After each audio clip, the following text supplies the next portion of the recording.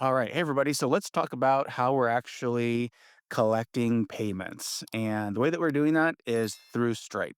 So ConvertLabs will connect to your Stripe account, and all of the credit card information and customer information stays inside of Stripe securely. They're essentially your credit card processor. What we want to do is create a Stripe account, and then we're going to connect that to ConvertLabs.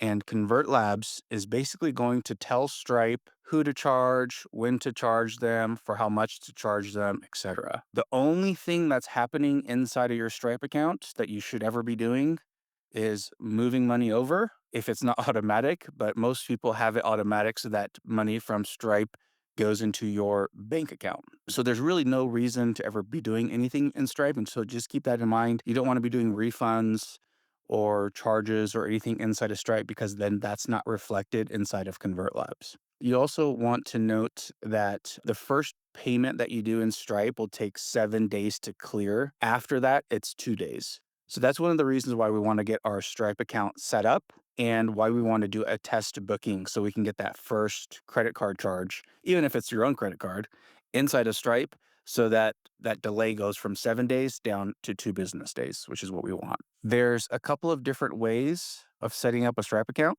Maybe you already have one that you want to use, or you want to create a new one. So you can do it on Stripe here as well. The other thing that you can do is inside of your ConvertLabs account, if you go to settings and then integrations and you click on connect here, we're under Stripe. Not going to work because this is a demo account, but you click on connect and it's going to ask you one of two things, either connecting an existing account or creating a new account. So if you don't have a new account, just go ahead and create a new account. One thing to note with this is that you want to make sure if you don't have an EIN number, you can just use your social security number. And I recommend that pretty much setting up a Stripe account because it's really easy. They need to associate with either your social or an EIN. If you haven't set up your LLC yet, totally fine. Don't worry about it. I think it's more important that we get a Stripe account so we can run our first transaction. So just enter in your social security number and you can switch it over to a business account at any time. You can change your address to your business address, change your social to your EIN so it's reflected in your Stripe account. So that's easy to do. You don't have to create a new account. It's just changing some information. So I recommend doing it that way if you do not have an LLC right now. So just go here, do that. Once you create an account, it'll automatically be connected in ConvertLabs. When you come back to this page, you'll see where it says disconnect. That means you are connected. And then from there, assuming that your Stripe account is activated, meaning you've added all of your information, you'll be ready to go and you'll be able to start making payments inside of ConvertLabs that are then reflected in Stripe. As a quick note before we go, everything that happens inside of ConvertLabs, all the payments and everything will go into your Stripe account, and then that will be transferred. Most people do it automatically into your business checking account, and that process takes about 2 business days after your first transaction. The other thing to note, if we're here in ConvertLabs and you're doing credit card charging, just kind of how this works really quickly, and we'll probably go over this a couple of times. Your customers' credit cards are put on hold 24 hours before the service date. You can turn this on and off depending on how you want to run your business, but by default, your customer's credit card will be placed on hold for the full amount the day before the service. So that way, if there's a hold failed, we know that we should be reaching out to the customer trying to get a card that's going to work. There's a couple different reasons why cards don't work, but we want to get a card that works on file, get that hold cleared so that that way when we send somebody to go do the work, we know we're going to get paid for it. And then we're not in the business of chasing payments, which eats up a lot of time and money, and it really sucks. So we don't want to do that. Now, assuming that the hold was successful, you're going to see this yellow charge button. And this is an important thing to note. Once the hold has happened, you have 7 days to charge that card. If you don't charge that card within 7 days, then that hold is basically removed and you have to start that process over again, which isn't a problem, but that customer might see that as two charges for a short period of time. So what most people do is they'll just click on charge typically at the end of the day for those bookings. after the service has been completed, or there's also a setting so that you can charge automatically. And what will happen is at night, it'll go through all the bookings you had during the day.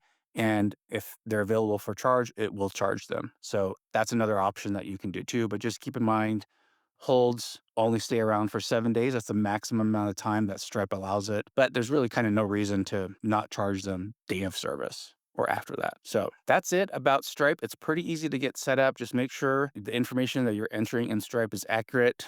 Sometimes they do flag accounts if your phone number doesn't match up or your address doesn't match up. So just keep that in mind. Also, a good idea to have your website set up before you set up your Stripe account because Stripe will ask you for some type of web address. It could be your website, it could be your social media to your business. And if you send them to your website and your website is not set up yet, or you don't have your real address and phone number and everything on your website, it can cause a flag on that Stripe account. So just make sure when you're entering information on there, it's reflected somewhere in real life accurately. So keep that in mind. If you have any questions about any of this, feel free to reach out. But it's relatively simple. Doesn't take a long time. 5 minutes, you can have your Stripe account set up and be ready to start charging on ConvertLabs.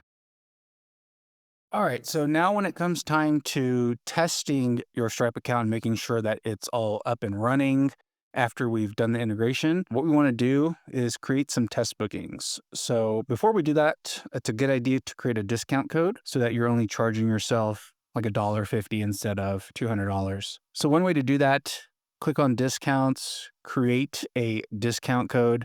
You can do it as a percentage and just do 99%. Enter whatever you want to put in here, doesn't matter, for your code.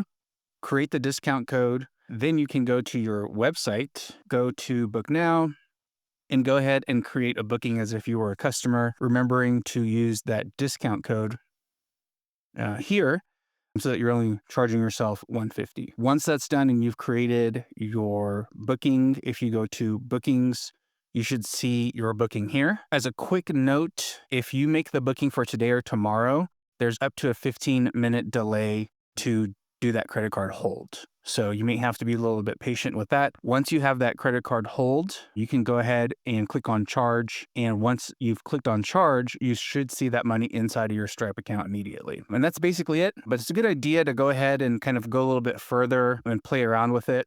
Do a couple more test bookings if you like. You can also create yourself as a service provider. For one of those test bookings, you can assign yourself and see what that whole process looks like from their perspective, the service provider's perspective, as well as a customer, and then yourself as an admin. So feel free to play around with it. The other thing that you can do too, we have gift cards on all of our sites. So you can go here and I believe the minimum is about $20 and you can just put in $20 here and make sure that this is working. And then that $20 shows up in your Stripe account. But yep, that's about it for testing Stripe.